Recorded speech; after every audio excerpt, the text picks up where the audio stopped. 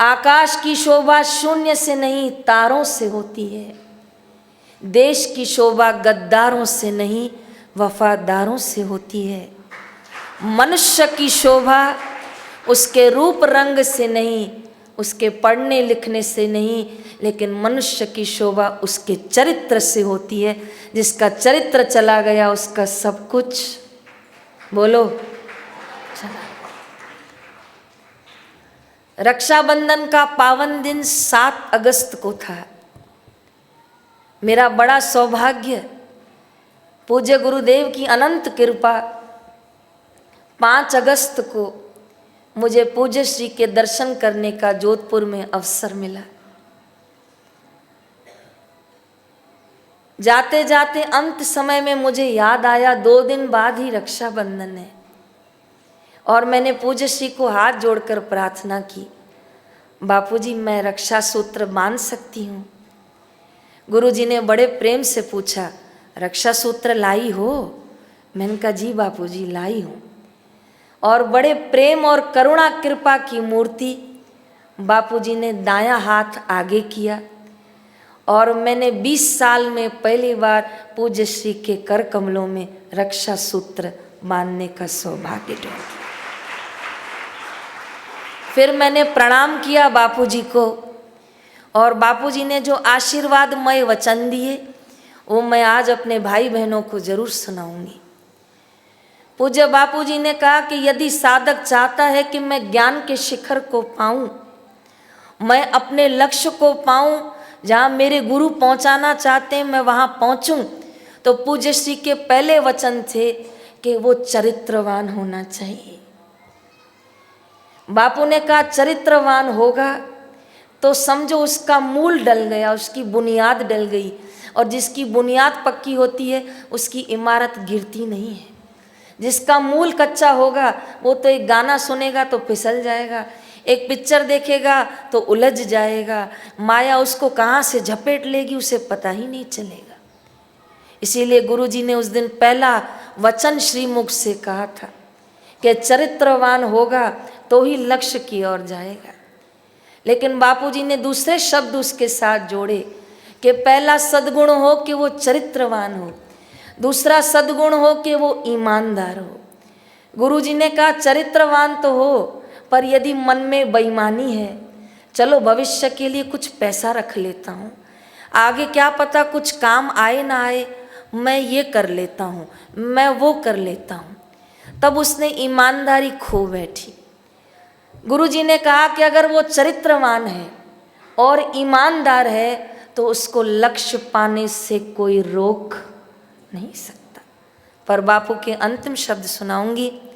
गुरुजी ने वार्ता में अंतिम कहा कि चरित्रवान तो हो, ईमानदार तो हो, लेकिन दोनों हाथ जोड़कर भगवान को कहे कि मुझे चरित्रवान तो रखिएगा, मुझे ईमानदार तो रखिएगा, पर मुझे इन दोनों का अहंकार नहीं देना।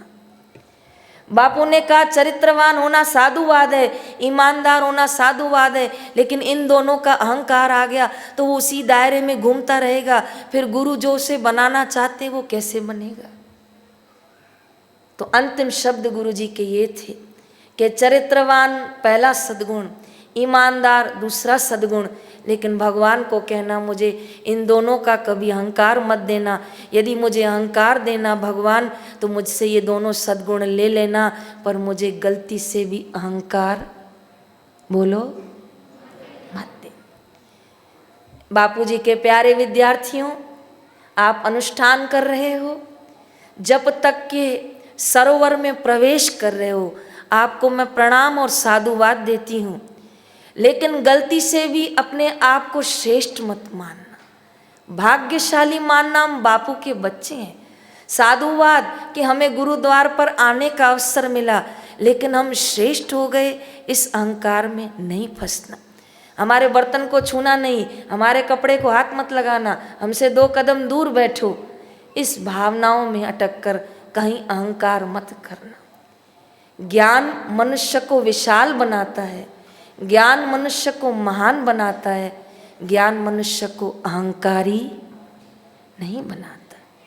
तो आज नूतन वर्ष आपका स्वागत कर रहा है, आपकी भक्ति, आपका ज्ञान, आपका चरित्र दृढ़ हो, जैसे बापू चाहते हैं वैसे हो, और गलती से भी इन माया के फंदों में, जिनकी जानकारी मुझे नहीं, मुझसे ज़्यादा आप लोगों को है कि कहाँ कहाँ पर हमें आकर्षण हो जाता है।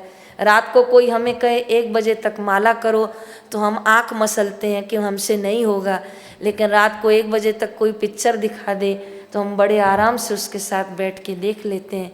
तो समझना कि मायापति का रंग नहीं, पर अभी माया का रंग हम पर असर कर रहा है।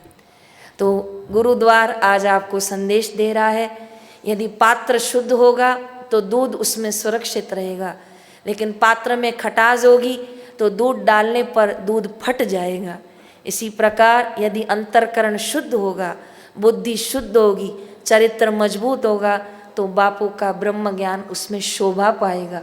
लेकिन एक और ज्ञान सुनेंगे, मन में चंचलता, आँखों में चंचलता, वाणी में चंचलता, बुद्धि में चंचलता, हृदय में चंचलता, पग में चंचलता, तो फिर समझो दूध में नींबू डालने वाला काम हो गया। दूध आया जरूर, मगर नींबू की खटास से फट गया। आप विद्यार्थी बहुत समझदार हो, नवयुवक के पीढ़ी के आप हो, थोड़ी ही बात को बहुत जल्दी समझ जाते हो।